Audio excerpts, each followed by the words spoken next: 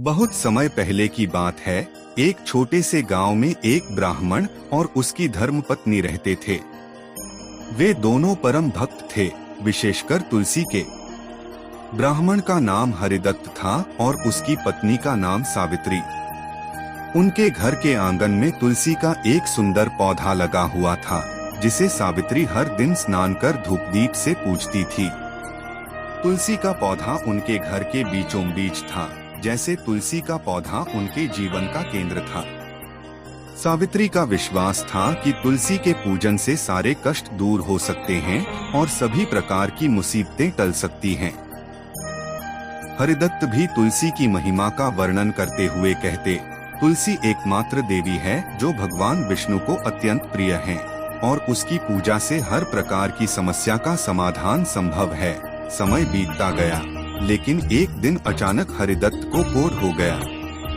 उनका शरीर धीरे धीरे गलने लगा और कोई औषधि या मंत्र काम नहीं कर रहा था। सावित्री ने हर उपाय किया, परंतु उसका पति दिन प्रतिदिन और कमजोर होता जा रहा था। उसके शरीर पर घाव बन गए थे और वह असहाय होकर बिस्तर पर पड़ा रहता था। गांव के लोग भी उनसे दूरी बनाने लगे, क्योंकि उस समय कोढ़ को एक अभिशाप माना जाता था। वेश्या से मुलाकात। अपने पति की बीमारी से दुखी सावित्री एक दिन गांव के बाहर स्थित एक मंदिर में तुलसी पूजा करने गई। वहीं उसकी मुलाकात एक वेश्या से हुई। वह वेश्या उस मंदिर के पास अक्सर आती थी, परंतु उसे समाज में सम्मान नहीं मिलता था। वेश्या का नाम चंपा था। उसने देखा कि सावित्री अत्यंत दुखी है और उससे पूछा, हे देवी, तुम इतनी दुखी क्यों हो? तुम्हारे चेहरे पर इतनी वेदना क्यों है? सावित्री ने आह भरते हुए कहा, मेरा पति कोढ़ से पीड़ित है। मैंने हर उपाय किया, हर देवी देवता से प्रार्थना की, लेकिन कुछ भी काम नहीं आ रहा। मेरा घर बर्बाद हो रहा है। चंपा ने गंभीर होकर कहा, मैं तो समाज की तिरस्कृत हूँ, परंतु मुझे विश्वास है कि भगवान सबके दुख दूर कर सकते हैं।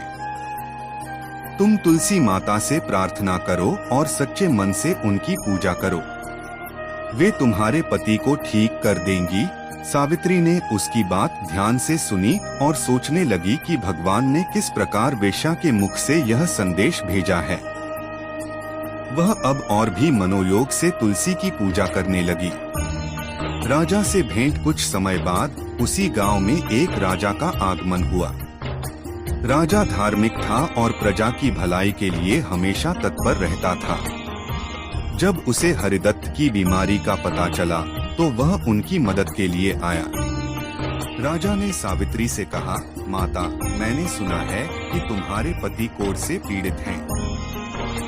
मैं तुम्हारी सहायता करना चाहता हूँ। राजमहल के वैद्य को बुलवाता हूँ, जो उन्हें ठीक करने का प्रयास करेगा। सावित्री ने हाथ जोड़ते हुए उत्तर दिया, राजन, आपका धन्यवाद, परंतु मेरे पति को कोई साधारण चिकित्सा नहीं बचा सकती। यह रोग उनके कर्मों का परिणाम है और इसे केवल ईश्वर की कृपा ही दूर कर सकती है। मैंने सुना है कि तुलसी माता ही इस समस्या का समाधान कर सकती हैं।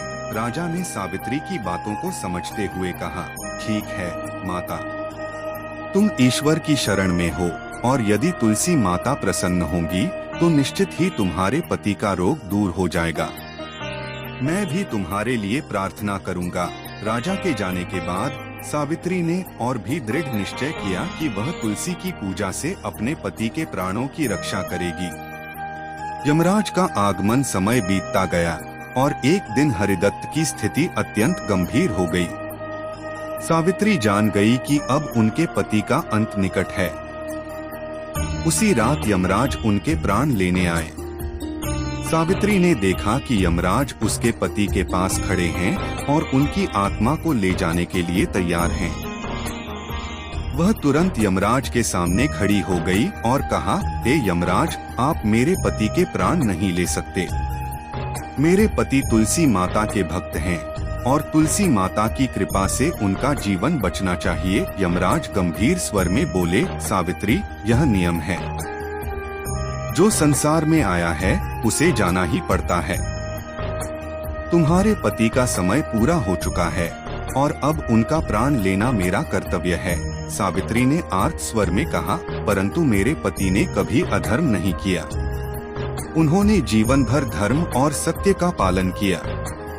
आप कृपा करके मुझे थोड़ा समय दें ताकि मैं तुलसी माता से प्रार्थना कर सकूं। यमराज ने कुछ देर सोचा और कहा, ठीक है सावित्री, तुम्हारे पतिव्रत और समर्पण को देखते हुए मैं तुम्हें कुछ समय देता हूँ, परंतु याद रखना यह समय सीमित है। तुलसी माता की कृपा। सावित्री ने बिना समय गवाए तुलसी के पौधे के पास जाकर प्रार्थना शुरू कर दी।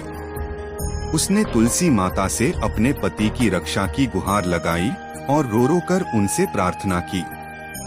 उसकी भक्ति इतनी प्रबल थी कि तुलसी माता प्रसन्न हो गईं और प्रकट होकर कहा, हे सावित्री, तुमने जिस प्रकार मुझे श्रद्धा और प्रेम से पूजा है उससे मैं अत्यंत प्रसन्न हूँ। तुम्हारे पति कोढ़ से मुक्त हो जाएंगे और उनका जीवन भी यमराज से वापस लौट आएगा। सावित्री ने आनंदित होकर तुलसी माता को धन्यवाद दिया और यमराज के पास लौटकर आई। यमराज ने देखा कि तुलसी माता की कृपा से हरिदत्त का शरीर धीरे धीरे ठीक होने लगा है। यमराज ने कहा, तुम्हारी भक्ति ने तुम्हारे पति के प्राणों को वापस लाने का मार्ग प्रशस्त कर दिया है।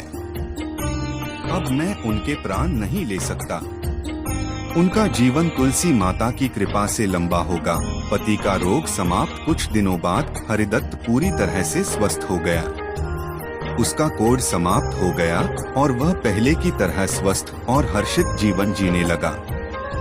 गांव के लोग भी इस चमत्कार को देखकर आश्चर्यचकित थे।